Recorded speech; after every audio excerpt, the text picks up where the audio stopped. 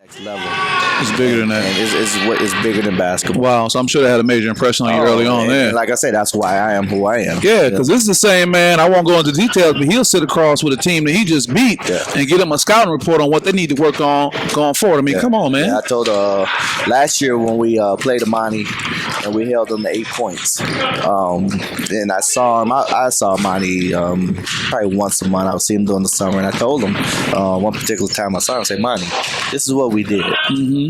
I want to see you improve on, the things that we did to take, the things that you wanted to do away. And that's just, I want Amani to be the best Amani. I think he's great for high school basketball in the state of Michigan. And, I want him to succeed. I think he's an NBA talent. I want him to max out and get to the NBA. And whatever I can do to help that, I'm going to do it. For any coach watching, any aspiring coach, what I just figured out in this conversation is when you talked about all the great success you have, getting those collegiate calls, those NBA experiences, it kind of goes back to you kind of getting what you put out there. You're always helping, trying to help somebody because that's the right thing to do. And look at the opportunities you get. Is that a good formula? That's karma. Yeah. I'm a guy that believes in karma. Yeah. You put out good karma and it comes back to you. Wow. So let's talk about you having the experience of coaching, several years ago, but then coaching 2019 going out into 2020. Are the kids any different? Is the approach any different? How does that work? I'll admit, when I came back in 2015, after being, I think I did maybe 14, 15 years of collegiate ball before I came back here. And I just couldn't. I didn't get a good feel for what I was doing, what I needed to do. It just, after doing 15, 14 years of collegiate ball and coming back, jumping back in high school, it was different. I bet it's different. It was different. I'll be the first to admit. And then I was coaching my oldest son at that time. So you throw that aspect. That's unique within itself, right there. So those 2 years were rough, and probably you take my 30 years of coaching collegiate and high school basketball. Those 2 years are probably the toughest years that I had. So those are your big transition years. Yeah. Big transition years. Yeah. So I guess the reality is that if you make a change, just be prepared to transition and go through a rough time. But fortunately, it seems like you had the support. You weren't like Coach Freddie Kitchens with the Browns. They got rid of him after a season. Side note, firing somebody after a season, I know different things come into play. And if they didn't do anything egregious, illegal, immoral, but what does that? Who wants to go? Yeah, what does that say about? You know what? It's funny you say that. When I start working and doing things in the NBA, I didn't know some things that I probably should have known, but I was a collegiate guy, I was a high school guy.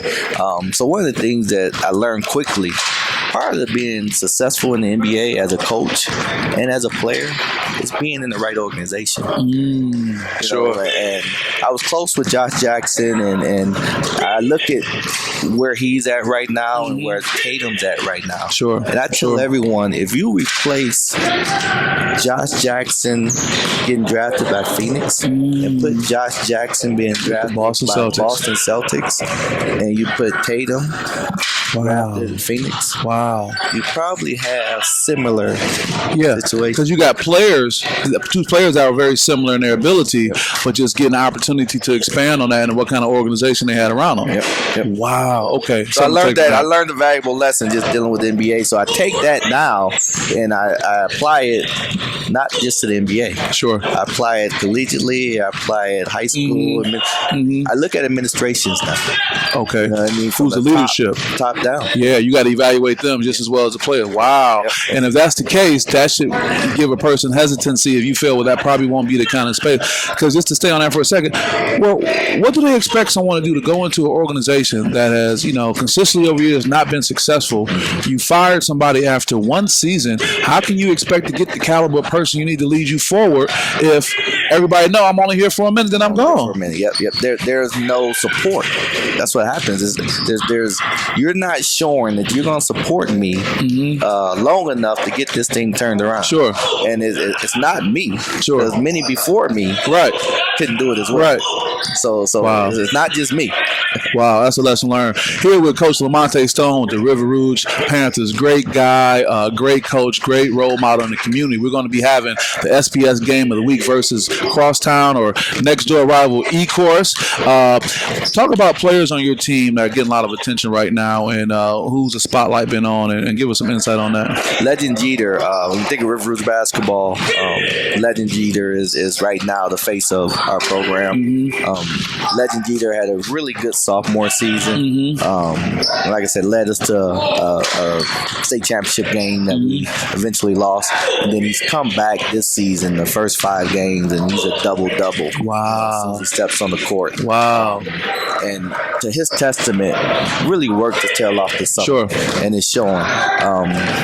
In the first 2 weeks of high school basketball, I got 6 scholarship offers. 6 scholarship offers. Wow. And that's just the tip of the iceberg. I bet. I remember meeting him, I think it was a year ago, at the Horatio Williams Foundation fair, and I was just blown away by him, Coach.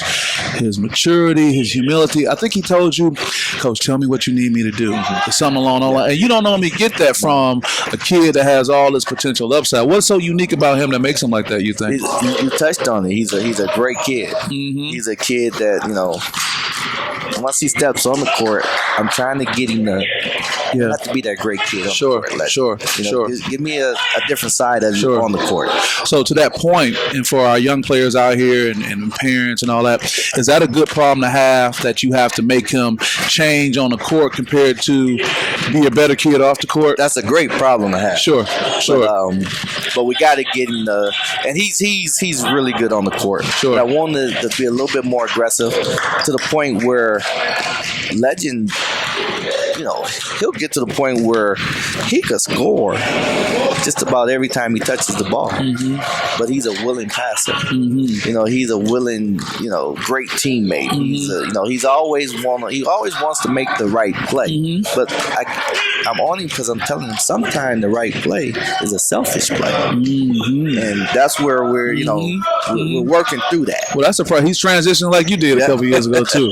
Well, Coach, we won't keep you. We're going to get ready to get this promoted for the game of the week. I really appreciate you've always been welcoming to me. We always sit down and have deep conversations, and we probably do for some more. But we're going to definitely be back here in the building for Ecorse versus River Rouge. And the date is that going to be? We're talking about the 17th of January. 17th. Friday night. Man, shut it down.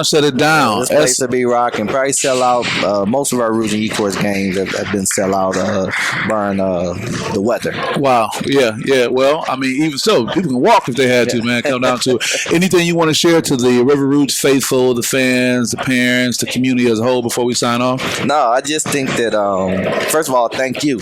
Absolutely. For coming and supporting what we do here at River Rouge basketball. And I think you do a great job in the communities all across the state. Thank you. Like you're from Lansing to Detroit, to Flint, Saginaw. You're all over the place. So, I mean, you do a great job. And, I just think our kids in this generation need more guys like you that are bringing, things to light, putting a mic in front of their face. Like I talk to Legend all the time. The moment you score, as a freshman, you score 10 points, 15 rebounds, the mic was going to be in your face, whether you were ready to talk or not. That's right. So what you do, I love it. You're giving these guys, we call it reps. Sure. Give them some reps. Give them some media reps. Speaking and in front of the mic and in front of camera. Sorry, with the mic in front of camera. Sure. And I mean, everyone doesn't do that. Yeah. But that's a big part of the maturation of a student athlete. Yeah, and that's what we want to focus on. Not just the mental toughness side, not just the mental health, but also the media training to get these guys ready. So when they are put in the spotlight, whether they're ready or not, they have something they can go back to be able to represent in the way they would want you to represent, as well as their family and how they want to represent for themselves. And you talked about the mental health side of it. It ties into that because if I'm a 15, 16-year-old kid and I'm shy and I don't really want to speak, but yet I may be the best player on that team, and the media wants to hear from you. You know, that's could be some huge anxiety to go with that exactly. to the point where you don't even. I dare to say some kids may not even want to perform their best for fear that they have to be put on that pedestal. Exactly. And that's one thing Sports Psychology Solutions is working on. I know mental health is very important to you as well, but working on being able to promote opportunities. For example, there's when you get to the extreme parts of mental health, when you talk about people wanting to self-harm and things like that, and even trying to complete suicide, there are some great resources out there, and I'll put this on the screen right now.